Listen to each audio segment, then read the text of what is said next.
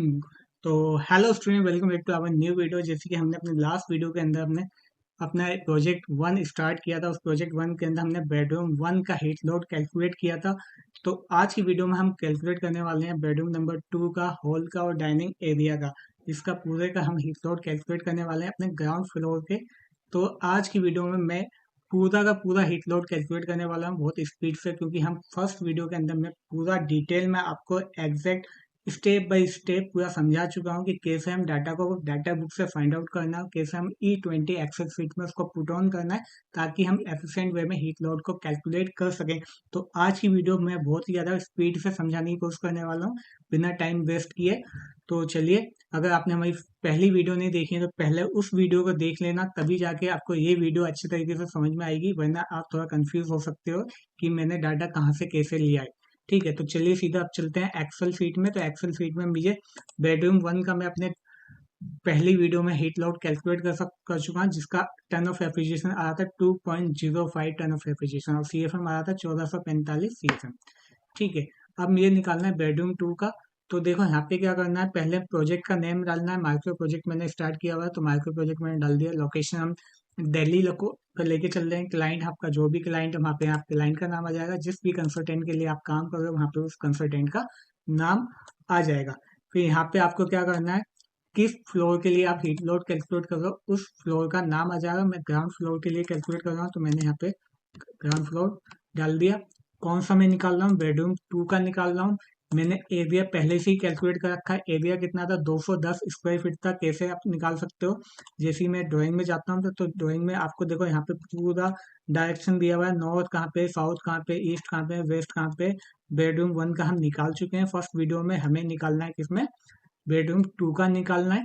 तो bedroom to का area कितना होगा, जैसे कि मुझे दे रखा है, इसका डायमेंशन है 15 बाई 14 फीट, यानी 15 बाई 14 फीट का हमें डायमेंशन दे रखा है। तो इसका एरिया कैसे निकालोगे, तो इसका एरिया सिंपल सा है, 15 को मल्टीप्लाई कर दो किससे, 14 से, तो टोटल एरिया आपका आ जाएगा बेडरूम टू का। तो टू 210 मुझे क्या करना है, यहाँ पे इसको वैल्यू को पुट कर देना है। पहले ही मैंने पुट किया हुआ था। और जो हम फर्स्ट वीडियो में हाइट लेके चल रहे थे, वही हाइट को हम मेंटेन करेंगे। 12 फीट हमने हाइट लिया था। जैसे ही मैं यहाँ पे 12 फीट डालता हूँ, तो मेरा ऑटोमेटिक क्या होगा, इसमें वॉल्यूम कैलकुलेट हो जाएगा।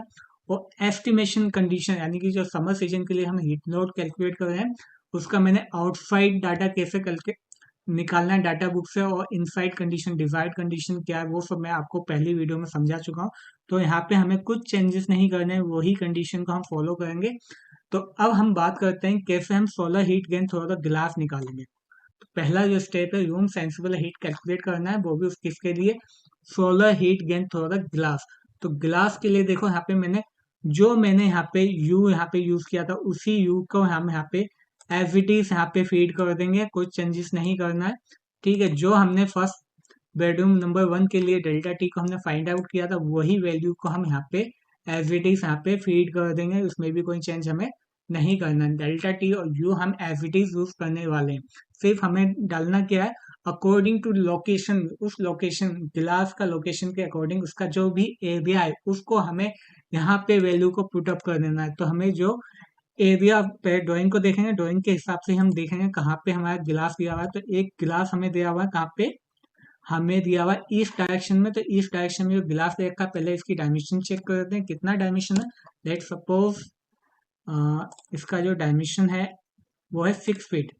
ठीक है, डायमेंशन हमने निकाल लिया, डायमेंशन इसका 6 फीट है। हाइट सपोज करो, इसका हाइट इस साइड का जो विंडो है उसका हाइट लेके चलते हैं, 3 फीट लेके चलते हैं ना, एज इट स्टैंडर्ड लेके चलते हैं। 3 फीट का हाइट है, 6 फीट की इसकी विड्थ है। तो हो जाएगा 6 इंटू 3। तो इसका जो एरिया निकलेगा वो कितना निकलेगा, 6 इंटू 3, 18। ठीक है, मैं एक्चुअल कैलकुलेट करके दिखा रहा हूँ। तो मैंने यहाँ पे पहले ही ईस्ट डायरेक्शन में जो मेरा एरिया है गिलास का, 18 मैंने फीड किया हुआ है। ऐसे ही जो नॉर्थ में उसका जो एरिया है वो 9 स्क्वायर फीट है, वो मैं पहले से इसमें फीड किया हुआ है। तो आपको चेक करना है अगर कैसे ये 9 आ गया, तो 9 के साथ ये बार नॉर्थ डायरेक्शन में हमारा विंडो है या गिलास है, जिसका डायमेंशन कितना है। ठीक है, इसको हम चेक करते हैं। इसका डायमेंशन दे रखा है आपको 3 फीट, यानी 3 बाई 3 का ये दिया रखा है। तो 3 बाई 3 इंटू 3 कितना होता है, 9 स्क्वायर फीट। तो इसलिए हमने यहाँ पे क्या डाला है, इसमें इसमें हमने नॉर्थ डायरेक्शन में जो हमें दे रखा है एरिया वो है 9 स्क्वायर फीट, तो मैंने यहाँ पे 9 स्क्वायर फीट यहाँ पे पुट ऑन कर दिया। तो इस तरीके से हम solar heat gain solar glass निकाल सकते हैं फॉर बेडरूम नंबर 2 के लिए। तो दोस्तों हमने अभी क्या सीखा, हमने सीखा कि solar heat gain through the गिलास हमें कैसे निकालना है। तो अब हमें आते हैं नेक्स्ट स्टेप में, जिसमें हमें बात करनी है solar and transmission gain from wall and roof. यानी जो हमारी वॉल है उसके रूफ से कितना सोलर हीट गेन होगा वो हम कैसे कैलकुलेट करेंगे। चलो वो भी हम देख लेते हैं। अपने E20 एक्सेल शीट पे चलते हैं। तो यहाँ पे मुझे क्या करना है, पहले तो वॉल का एरिया मुझे पता होना चाहिए, वॉल कहाँ कहाँ पे। तो हम ड्राइंग में चलते हैं। मेरी जो वॉल होती है, जैसे मैंने अपनी फर्स्ट वीडियो में बताया था, हम जितनी भी हमारे प्लान की जो आउटसाइड जो बाउंड्रीज होती हैं, वॉल होती हैं, उसी को हम एज अ वॉल कंसाइडर करते हैं। जितने भी इंटरनल वॉल होंगे उनको हम एज अ पार्टीशन कंसाइडर करेंगे। ठीक है। तो यहाँ पे जो वॉल दी हुई है, यहाँ पे एक मुझे इस डायरेक्शन में वॉल दी हुई है, कौन सी है ये, नॉर्थ डायरेक्शन में। और दूसरी जो वॉल दी हुई है ये हमें दे रखी है ईस्ट डायरेक्शन में, ये हमारा एक पार्टीशन कहलाएगा, ये भी हमारा एक पार्टीशन कहलाएगा। तो यहाँ पे अभी हमें वॉल का निकालना है। तो वॉल की जो हमें डायमेंशन दे रखी है वो कितना दे रखा है हमें, पहले निकालते हैं हम नॉर्थ का। तो नॉर्थ वाले का जो भी है मेरा, वो मैं लेके चलता हूँ। एग्जैक्ट कितना है वो चेक कर लेते हैं। 15 फीट। तो 15 फीट की इसकी लेंथ है, और हाइट कितने लेके चल रहे हैं हम, 12 फीट। तो 15/12। तो 15/12 इसका जो भी इसका हमारा जो भी इसका एरिया आएगा इस वॉल का, उस में से मुझे मुझे नेट एरिया निकालना है वॉल का। तो मुझे ये जो मेरा ग्लास था इसका एरिया को क्या करना पड़ेगा, मुझे माइनस करना पड़ेगा। यानी 15 × 12 में से माइनस करना है मुझे इस गिलास के एरिया को, जो कि इतना 3/3 मतलब 9 था। यानी मैं निकालूंगा इसका एरिया। तो निकालते हैं। ओके। तो एरिया कितना है, 15 × 12 - 9। तो आ गया 171। नॉर्थ वाली जो मेरी बॉल है, ये नॉर्थ डायरेक्शन में जो वॉल है, इसका जो नेट एरिया निकल के आ रहा है वो कितना आ रहा है मेरा, 171। तो यहाँ पे मैं पुट ऑन कर दूंगा 171। मैंने पहले से पुट ऑन किया हुआ है। देखो नॉर्थ का जो मेरा जो वॉल है उसका जो एरिया कितना है, 171। यहाँ पे ये चीज ध्यान रखना है कि हम जो यू होगा वही हम जो बेडरूम नंबर 1 में हमने इस्तेमाल किया था एज इट इज कॉपी करके वहाँ पेस्ट कर देना है। और जो हमारा डेल्टा टी है इसका, वही यहाँ पे से कॉपी करके हमें अपने बेडरूम नंबर 2 में पेस्ट कर देना है। तो कुछ चेंजेस नहीं आएंगे, जो है एज इट इज हमें यू और डेल्टा टी इस्तेमाल करना है। और दूसरी जो वॉल में ये दे रखा है, वो दे रखा है मेरे कहाँ पे, ईस्ट डायरेक्शन में। तो ईस्ट डायरेक्शन में जो वॉल दिया हुआ है, यानी इसका भी अगर नेट एरिया निकालना है, तो total area of the wall में से मैं माइनस कर दूंगा एरिया ऑफ द इस गिलास को। तो मेरा क्या निकल के आ जाएगा, net area of the wall आ जाएगा। तो ये मुझे जो दे रखा है इसकी, पहले तो मैं इसकी डायमेंशन चेक कर लेता हूँ, डायमेंशन कितनी है इसकी। तो मुझे इसकी डायमेंशन दिखाई दे रही है 14। तो 14 इसकी डायमेंशन है। ठीक है। तो इसकी डायमेंशन है 14। और विथ और हाइट कितने लेके चल रहे हैं हम इसका, 12। तो 14 × 12 में से मुझे माइनस कर देना है किसको, एरिया ऑफ द इस गिलास का, जो ईस्ट में जो हमारा गिलास है इसके एरिया को, जो कि मैं पहले निकाल चुका हूँ। तो कितना है मेरा पहले का एरिया। तो मैं सीधा एक्सेल में इसको फॉर्मूला भी लगा सकता हूँ यहाँ से, इक्वल 14 × 12। उसमें से मुझे माइनस करना है एरिया ऑफ द ग्लास, जो कि कितना था, 6/3 मतलब 18 था। तो उसको मैं माइनस कर देता हूँ। तो 150 स्क्वायर फीट आपका क्या निकल के आ गया, net area of the wall आ गया ईस्ट वाले का। और कहीं पे हमारी वॉल नहीं है। तो इस तरीके से हम solar heat gain through the glass, solar heat gain through the wall हम निकाल सकते हैं। क्योंकि यहाँ पे हम ग्राउंड फ्लोर का इस्तेमाल कर रहे हैं, तो उसके ऊपर भी हमारा फर्स्ट फ्लोर दिया हुआ है। तो हम रूफ को कंसाइडर नहीं करेंगे, क्योंकि उससे ऊपर वाला जो है उसमें भी हमें कूलिंग इफेक्ट प्रोड्यूस करना है। तो इस तरीके से हम solar and transmission gain through the wall and roof calculate कर सकते हैं। तो अब चलते हैं अपने नेक्स्ट स्टेप पे।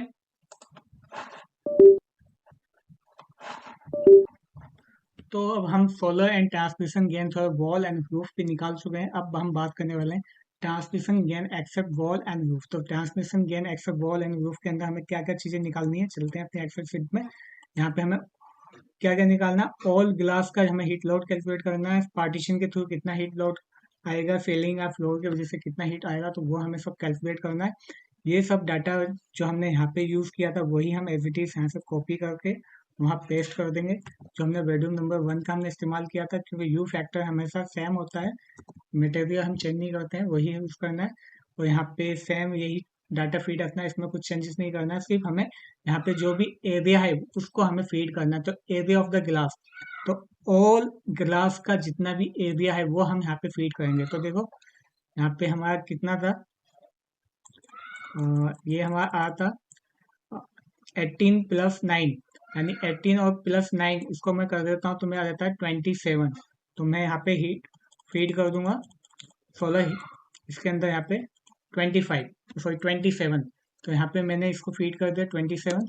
अब मुझे पार्टीशन का निकालना है, तो पार्टीशन इज वेरी इंपॉर्टेंट। आपको मैं फिर से समझा देता हूँ कि पार्टीशन का कैसे हम यहाँ पे निकालेंगे। तो हम चलते हैं अपनी ड्राइंग के अंदर, और इसके अंदर हम बात करेंगे कि कैसे हमें इसका हिट आउट निकालना है पार्टीशन का। ओके, ठीक है।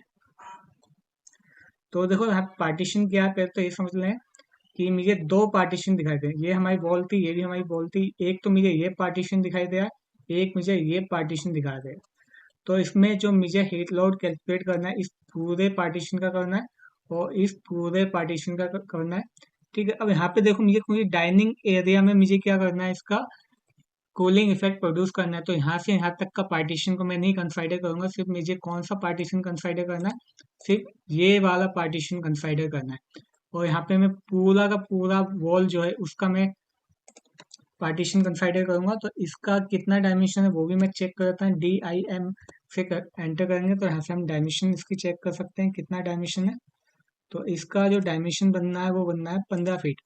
ठीक है, तो यानी कि हमें पता लग गया कि एक तो 15 फीट का है, और यहाँ पे जो था हमारा वो कितना था,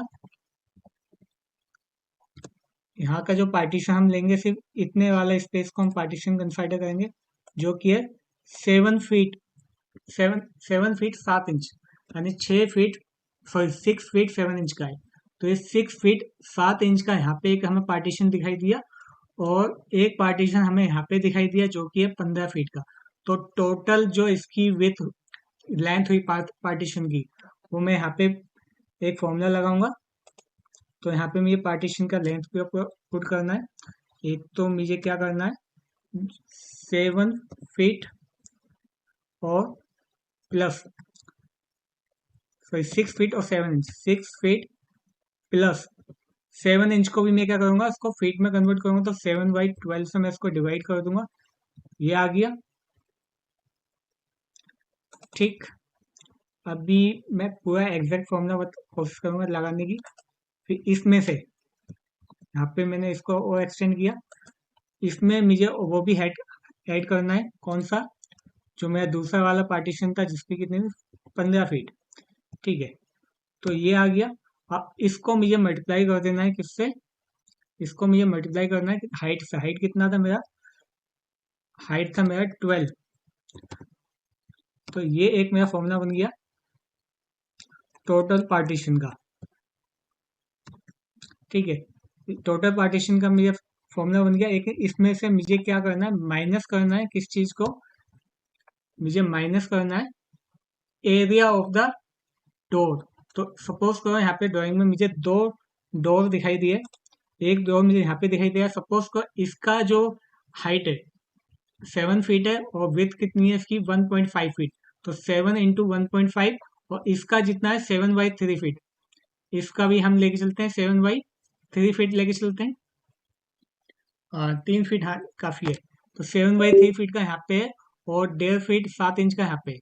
तो टोटल एरिया ऑफ द दरवाजे का कितना हो जाएगा, यहाँ पे मैं इसको आपको है ना एक्चुअल कैलकुलेट करके दिखा देता हूँ, ताकि आपको प्रॉपर तरीके से आइडिया हो जाए कैसे मुझे पार्टीशन का निकालना है।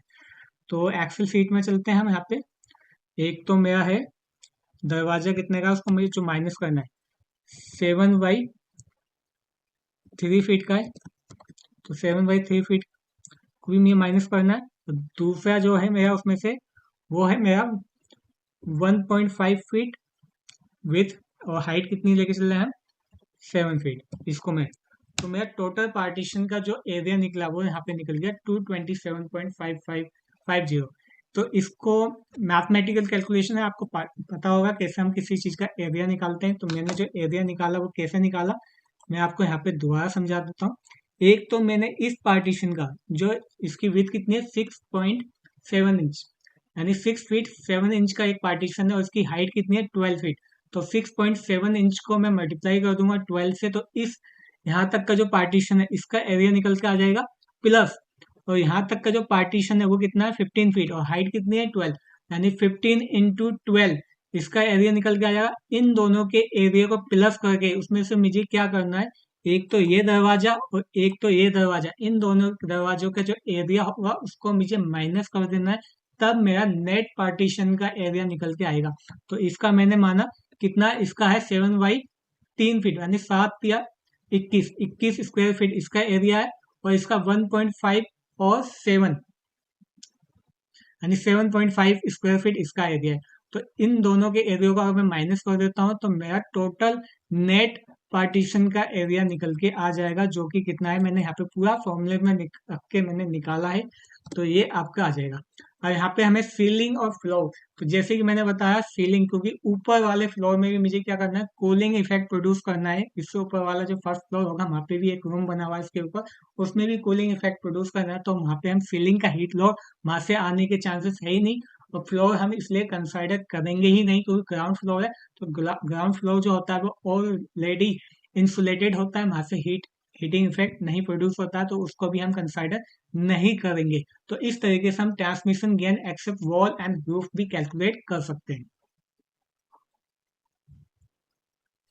तो अब हम समझ चुके हैं कि transmission gain except wall and roof हम कैसे निकाल सकते हैं। अब हमारा नेक्स्ट स्टेप है infiltration and the bypass air. तो दोस्तों जब infiltration and the bypass air हम जब निकालते हैं तो उससे पहले हमें यहाँ पे कुछ डाटा को फीड पहले से ही कर देते हैं। क्या क्या डाटा हमें फीड करना है, तो यहाँ पे हमें इस डाटा को हमें ध्यान रखना है कि बाईपास फैक्टर कितना है 0.40, एज इट इज हमें निकालना है, जैसे हमने पहले अपनी फर्स्ट वीडियो में निकाला था।